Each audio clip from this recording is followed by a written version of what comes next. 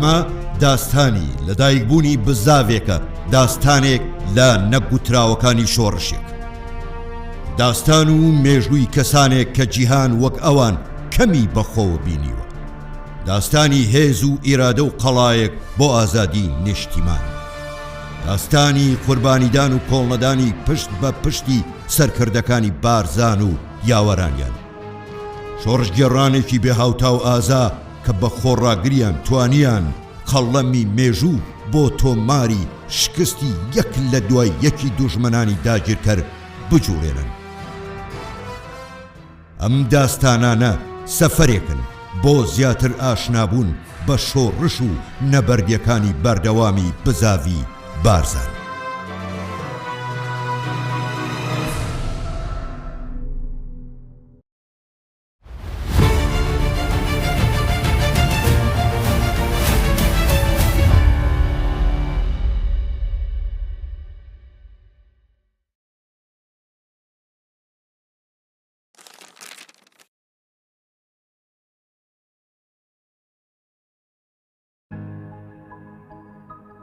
لە ڕێکەوتی 11 ئەیلولی ساڵی 1961 لە ئەنجامی بێبەڵێنی کاربەدەستانی بەغدا و هەوڵە دوژمنکاریەکانی عەبدولکەریم قاسم بەرامبەر گەلی کورد و سڕینەوەیان لەسەر زێد و خاچی خۆیان، شۆڕشی ئەیلول بەبێ ئامادەکاری و پلانی پێشوەختە هەڵگیرسا.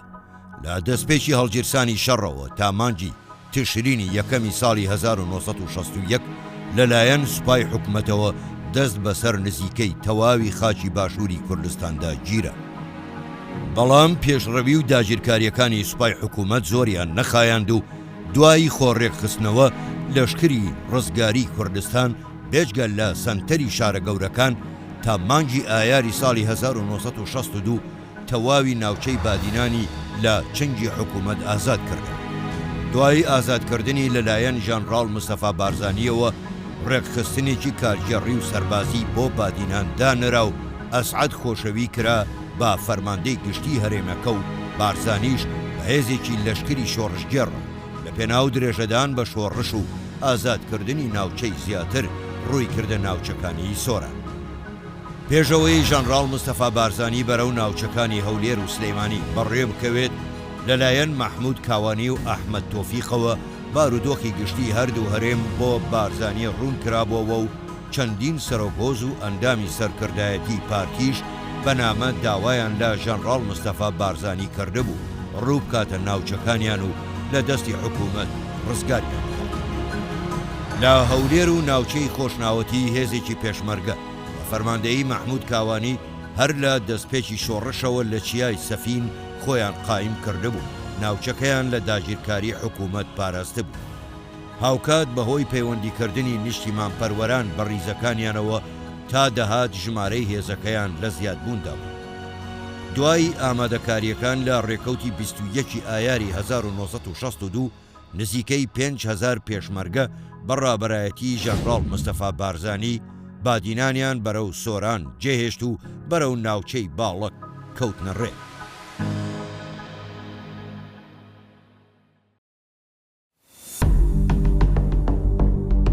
ناوچەی باڵک بەهۆی هەڵکەوتە سەختە و شوێنە استراتیژیە جوگرافیەکەیەوە لەلایەن ژەنڕاڵ مستەفا بارزانیەوە هەڵبژێردرا بوو بۆ ئەوەی بکرێت بە بارەگای سەرکردایەتی شۆڕش. لە ڕێکەوتی 28 ئایار لەشکری ڕزگاری کوردستان گەیشتە سیدەکان و لەوێ ڕووبەڕووبوونەوەیەک لەگەڵ جاشەکان ڕوویدا.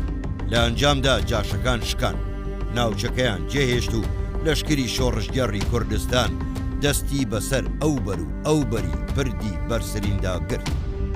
هاوکات هێزێکی سوپا کە دەیویست لە ڕەواندزەوە بچێتە باڵک و ڕایەت بێ ئاگا لە ڕووداوەکانی پێشتر لەوێ کەوتە بۆسەی پێشمەرگە و دوای شەڕێکی سەخت تەواوی کاروانەکە بە دیل گیران و هێزی پێشمەرگە دەستکەوتێکی سەربازی باشیان دەستکەوت. لەو ماوەیەدا هێزەکەی مەحموود کاوانیش خۆیان گەیاندە بەرسرین و پەیوەندیان بە لەشکری شۆڕشگێڕەوە کرد. هاوکات عومەر مستەفا دەبابە و بەرپرسانی پارتی لە ناوچەی باڵک و چەند سەرۆک خێڵ و کەسایەتیەکی دیکەی ناوچەکەش بە پیر بارزانیەوە هاتن. لە کۆتایی مانگی ئایاری 1962 تەواوی ناوچەکانی نێوان دوو سنووری باشووری بەرزێوە و باکووری ناوچێلەکان تا دەگاتە گەلی ڕەژووکەریا کەوتنە دەست لەشکری شۆڕشجەر. تەواوی پۆلیسخانەکانی ناحیەی گەڵاڵە و ڕایات و حاجی ئۆمەران گەمارۆدران و ڕێگای هەمڵتون و ڕەواندوزیان لێگیرە. هێزەکانی حکوومەت هیچ پەناگەیەکیان بۆ نەمایەوە و بە ناچاری خۆیان لە قەڵای ڕایات قایم کرد. قەڵای ڕایەت شوێنێکی فەوجێکی سوپای لێدەبووەوە و توانای ئەوەی دەدا بۆ ماوەیەکی درێژ لە بەرامبەر گەمارۆدا خۆی ڕابگرێت. بۆیە ژمارەیەکی زۆری سەرباز، پۆلیس و کار بەدەستە حکوومیەکان بە خێزانەوە خۆیان لەو قەڵایە حەشاردا و خۆیان نەدا بەدەستەوە. لە ڕێکەوتی 4 حوزەیرانی 1962 هێزی پێشمەرگەی شۆڕش گەمارۆی قەڵاکەیان دەست پێ کرد و داوایان لە خەڵکی نێو قەڵاکە کرد خۆیان بەدەستەوە بدەن. لە قەڵای ڕایەتەوە بە بێتەل داوای یارمەتی لە حکوومەت و خودی عەبدولکەریم قاسم کرا. ئەوانیش بەڵێنی گەیاندنی یارمەتی بە پەلەیان پێدەدان. حکوومەت هەوڵیدا بە فڕۆکە یارمەتی بگەێنێتە نێو قەڵاکە، بەڵام دوای هەڵدانە خوارەوەیان زۆربەی یارمەتیەکان دەکەوتنە دەست پێشمەرگە. بەم شێوەیە گەمارۆی قەڵای ڕایە زیاتر لە 2 هەفتەی خایە. هاوکات لەلایەن حکوومەتەوە هێزێک لە فەوجی سێی لیوای سێ بە فەرماندەیی عەقید وەهبی بە مەبەستی شکاندنی گەمارۆ لە ڕەواندزەوە نێردرایە ڕایەت. بەڵام لەلایەن هێزی پێشمەرگەی شۆڕشەوە بە فەرماندەیی مەحموود کاوانی و حارس بێدارۆنی لەسەر پردی بەرسرین ڕێگەیان لێگیرا و تەفر و توناکرا. دوای ئەم شکستە حکوومەت هەستی بەوە کرد ناتوانێت بۆ شکاندنی گەمارۆ سوود لە هێزەکانی خۆی وەربگرێت، بۆیە پەنای بردە بەر یارمەتی جاشەکانی ناوچەکە تا لە دواوە و لە چیای هەڵگوردەوە هێرش بکەنە سەر هێزەکانی پێشمەرگە و گەمارۆی سەر ڕایەت بشکێنن. پێش ئەوەی جاشەکان هێرش بێنن پلانەکەیان لای بارزانی ئاشکرا بوو. ئەو بوو گەمارۆی قەڵاکەی بە عەلی عەسکەری سپارد و خۆی بە هێزێکەوە بۆ ڕووبەڕووبوونەوەی جاشەکان بەرەو هەڵگورد هەڵکشان. پێشەوەی جاشەکان دەست بە جوڵە بکەن، ژەنڕاڵ مستەفا بارزانی هێرشی کردە سەریان و لە ڕێکەوتی 27 حوزەیران لە ناوچەی چیغەدەری دۆڵە مەیدان و هۆرنی باڵەشیان بەسەر جاشەکانی دادا. دوای 3 ڕۆژ شەڕی بەردەوام جاشەکان بە خراپی شکان و بڵاوەیان پێکرا و تا ئەو بەری سنووری ئێران ڕاونرن. دوای پاکردنەوەی لە جاشەکان پاراستنی ناوچەکە بە عومەر دەبابە سپێردرا و بارزانی خۆشی گەڕایەوە ڕایەت. وێڕای بەردەوامی گەمارۆکەی سەر ڕایەت، بەڵام قەڵاکە خۆی بەدەستەوە نەدەدا. سەرنجام هێزی پێشمەرگە دەستی کرد بە هەڵکەندنی ڕێڕەوێک لە بن دیواری قەڵاکە و دەنگۆی ئەوە بڵاو کرایەوە کە پێشمەرگە مەبەستێتی دیوارەکە بە TNT بتەقێنێتەوە. بە بیستنی ئەم هەواڵە گەمارۆ دراوانی نێو قەڵاکە لە ترسی لە نێوچوونیان ئاڵای سپیان هەڵکرد و ڕێکەوتی 11 تەمموز قەڵاکەیان بەدەستەوە. هەمان ڕۆژ ژەنڕاڵ مستەفا بارزانی لەلایەن عومەر دەبابەوە لە هێرشی دووبارەی جاشەکان ئاگادار کرایەوە و پێی ڕاگەیەن جاشەکان توانیویانە دەست بەسەر چەند ناوچەیەکدا بگرن. ژەنڕاڵ مستەفا بارزانی بە هێزێکی پێشمەرگەی بارزانیەوە بەهانای پێشمەرگەکانی عومەر دەبابە و چوو تا ڕێکەوتی 25 تەمموز ناوچەکەی بە تەواوی لە جاشەکان پاک کردەوە و بەشی هەرە زۆری هۆزە یاخی بۆکان بە خێزانەوە ئاودیوی ئێران کران. لە ناوچەی سیدەکان بارودۆخ ئارامتر بوو. بەشی هەرە زۆری پیاوانی هۆزەکان کە بە ئاغا و شێخەکانیانەوە بەسترا بوون هاتنە پاڵ شۆڕش و بوونە هێز و پشتیوانی شۆڕش و قوربانی زۆریان بۆ سەرخستنیدا.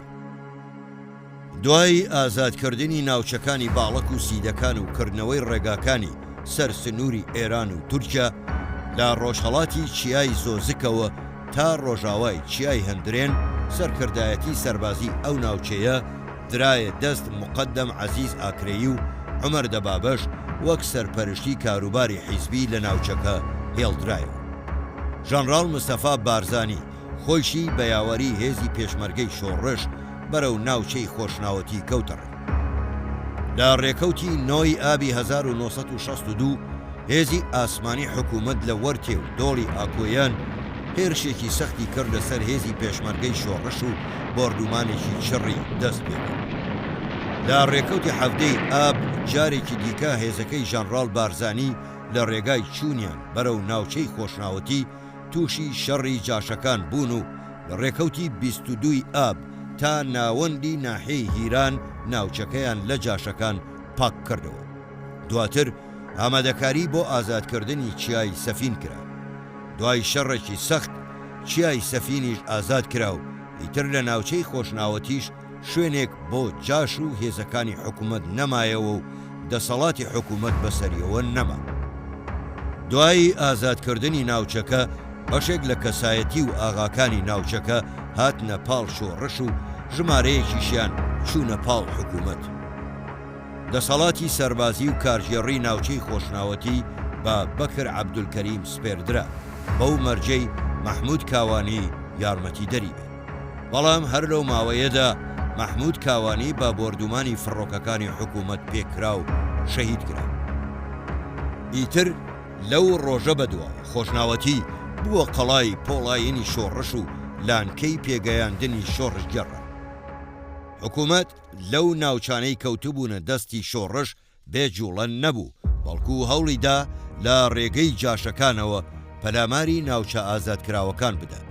لە ناوچەی سیدەکان ئەو جاشانەی ئاودیوی سنوور کرابوون بە یارمەتی حکوومەتی ئێران گەڕانەوە و هێرشێکی بەرفراوانیان کردە سەر هێزی پێشمەرگەی پارتی دیموکراتی کوردستان و هێزی پێشمەرگەی شۆڕش بە فەرماندەیی شەریف عەبدوڵڵا کرکەمۆی کە بۆ پاراستنی ناوچەکە هێڵرابوونەوە لە یەکەم هێرشدا لەلایەن جاشەکانەوە دەست بەسەر ناوچەیەکی بەرفراواندا گیرا و توانیان بگەنە داوێنی چیای سەری بەردی سەر بە دەشتی دیانا و فەرماندە شەریف عەبدوڵڵا کرکەمۆی شەهید بکەن. ئەم پێشڕەویەی جاشەکان ژەنڕاڵ مستەفا بارزانی ناچار بە گەڕانەوە بۆ ناوچەکە کرد و لە ڕێکەوتی 3 ئەیلولی 1962 هێزەکانی بارزانی گەیشتنە مەیدانی شەڕ و لە ڕۆژی 14 ئەیلول تەواوی ناوچەکەیان ئازاد کردەوە و جارێکی دیکە جاشەکانیان ئاودیوی سنووری ئێران و تورکیا کردەوە. هاوکات ژەنڕاڵ مستەفا بارزانی لە بەرامبەر ئەو یارمەتیدانەی حکوومەتی ئێران بۆ جاشەکان و ئەگەری یارمەتیدانی دووبارەیان لەلایەن هەردوو حکوومەتی ئێران و تورکیاوە نامەیەکی هەڕەشە ئامێزی بۆ دەسەڵاتدارانی هەردوو دەوڵەت نووسی و ئاگاداری کردنەوە ئامادەیە بۆ لێدانی جاشەکان سنووری هەردوو وڵات ببەزێنێ.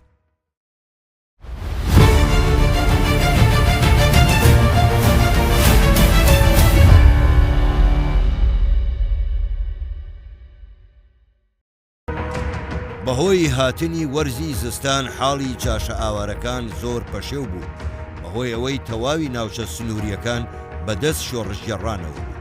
جاشەکان توانای گەڕانەوەیان نەبوو، بۆیە هەردوو حکوومەتی ئێران و تورکیا کەوتنە تکاکردن لە بارزانی بۆ ئەوەی دوای پاکانە و نیشاندانی پەشیمانی لەو کارانی کردویانە ڕێگای گەڕانەوەیان بۆ بکاتەوە. ئاغاکان بەڵێنی نیازپاچیان بەرامبەر شۆڕش بە بارزانی داو بە چەکدار و خێزانەوە گەڕانەوە نێو سنووری عێراق. بەشێک لەو ئاغایانە وەک فەتاح ئاغای هەرچی و ئەسعەد ئاغای کوڕی و سۆفیەکان بەڵێنەکەیان بەجێهێنا و لەمەودووە بە هیچ شێوەیە ڕوبەڕووی شۆڕش نەوەستانەوە. تایبەت بە بارودۆخی شۆڕش لە ناوچەکانی هەولێر، سلەیمانی و کەرکووک دوای کۆبوونەوەی عەوداڵانی شوباتی 1962 کۆمیتەی ناوەندی پارتی دیموکراتی کوردستان و دوای خۆڕێخستنەوەیان لەلایەن هێزی پێشمەرگەی حیزبەوە دەست بە چالاکیە شۆڕش گێڕیەکان کراو با سەرکردایەتی چەندین فەرماندەی وەک جەلال تاڵەبانی، ڕەشید سندی، تاریق ئەحمەد، عەبدولوەهاب دروشی، عەبدوڵڵاغای پشدەری، فازل تاڵەبانی، تاهر عەلیوالی، محەممەد سەید عەلی حافظ، فازل سۆرانی، کەمالی شێخ غەریب، ئیبراهیم ئەفەندی و کەمال فەقێ و چەندانی دیکە چەندین نەبەرد و شەڕ و داستان لەو ناوچانە تۆمار کرد. لە گەورەترین و بەناوبانگترین ئەو شەڕانە لە ڕێکەوتی 24 ئایاری 1962 شارۆچکەی پێنجێن ئازاد کرا و زیاتر لە 150 سەربازی عێراقی کوژرا. لە ڕێکەوتی 11 ئاب ناحیەی تەقتەق بۆ ماوەیەک ئازاد کرا. لە ناوەڕاستی مانجی ئادار بۆ ماوەیەک قەزای چوارتاش ئازاد کرا. لە ڕێکەوتی 21 ئەیلولی 1962 مۆڵگە و سەربازگەکانی بەمۆ و سەرتەک لە ناوچەی خانەخین لەلایەن لەشکری شۆڕژگەڕەوە دەستیان بەسەردا گیرا و ناوچەکانی تاوەگۆزی، شەمێران، نەوڕۆڵی و هەورامان و بناری سوورێن و شارباژێر گشتیان ئازاد کران و بارەگای مەکتەبی سیاسی پارتی لە ماوەت دانرا. لە ناوچەی زاخۆ کردەوەی لێدانی بیرەنەوتەکانی عینزالە لە ڕێکەوتی 11 تشرینی دووەمی 1962 دەنگدانەوەیەکی گەورەی هەبوو بەوەی کە دەکرێت جۆنەدان بە داواکاریەکانی گەلی کورد تەنانەت مەترسی گەورە بخاتە سەر بەرژەوەندی وڵاتانی بیانی لە عێراق. ئەو پێیەی ئەم بیرەنەوتانە لەلایەن کۆمپانیای بریتیش پێترۆلی بریتانیەوە کاری تێدا دەکرا و دوای پلانێکی تۆکمە لەلایەن هێزی زاخۆ بە فەرماندەیی عیسا سوار و عەلی هالۆ 300 پێشمەرگە لە ماوەیەکی کورددا چەلگە نەوتێکە دەستی بەسەردا گیرا و تەواوی پسپۆر ئەندازیار و کارمەندانی کۆمپانیا بریتانیەکە بەدیلگیرە. دواتر دیلەکان گواسترانەوە بارەگای سەرکردایەتی شۆڕش و لەلایەن ژەنڕاڵ مستەفا بارزانیەوە پێشوازیان لێکرا و دوای ماوەیەک هێشتنەوە دیلە بیانیەکان ئازاد کرا. ئەم کردەوەیە بووە هۆی خراپبوونی ناوبانجی عێراق و لاوازبوونی پێگە نێو دەوڵەتیەکەی. ئەم شێوەیە تا سەرەتای ساڵی 1963 تەواوی شوێنە استراتیجیەکانی باشووری کوردستان بە درێژایی سنووری ئێران و عێراق لە خانەقینەوە تا حاجی ئۆمەران و سنووری تورکیا و عێراق لە داڵان پەڕەوە تا زاخۆ لەلایەن لەشکری شۆڕژگێڕی کوردستانەوە ئازاد کرد.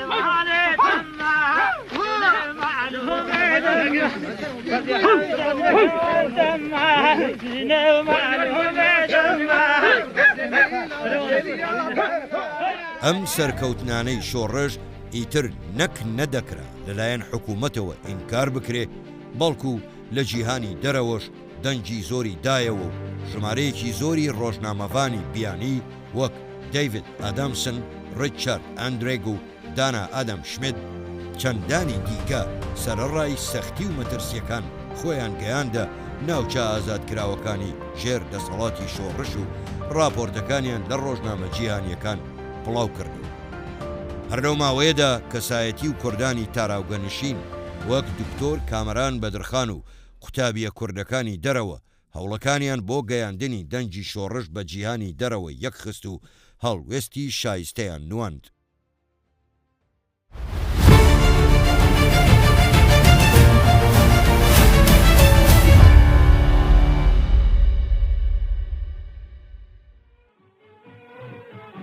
هەر لەو قۆناغی شۆڕشدا سەرۆک مەسعود بارزانی تەمەنی 15 ساڵیدا و لە ڕێکەوتی 20 ئایاری ساڵی 1962 دوای ڕەزامەندی شێخ ئەحمەد بارزانی مامی و ئیدریس بارزانی برای چەکی خەباتی کردە شەر. پەیوەندی بە ڕیزەکانی شۆڕشەوە کرد و خەباتی شۆڕشگێڕی خۆی خستە تەک خەباتی ژەنڕاڵ مستەفا بارزانی باوکی.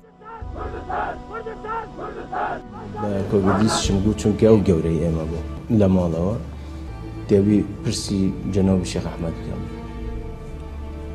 من لەوە دەترسم کە جەنابی شێخ ئەحمەد موافقەت نەکرد. جارێک ماڵم ڕەحمەتی شێخ بوو چوو بوو بۆرزان عەرزی جەنابی شێخی کرد ئیجازەی دا. من وام بزانی هەموو دنیا بوو بە ملکی من. تر لە 25/62 من چووم ئیلتیحاقم کرد وەختە بابم لە بێخمە بوو.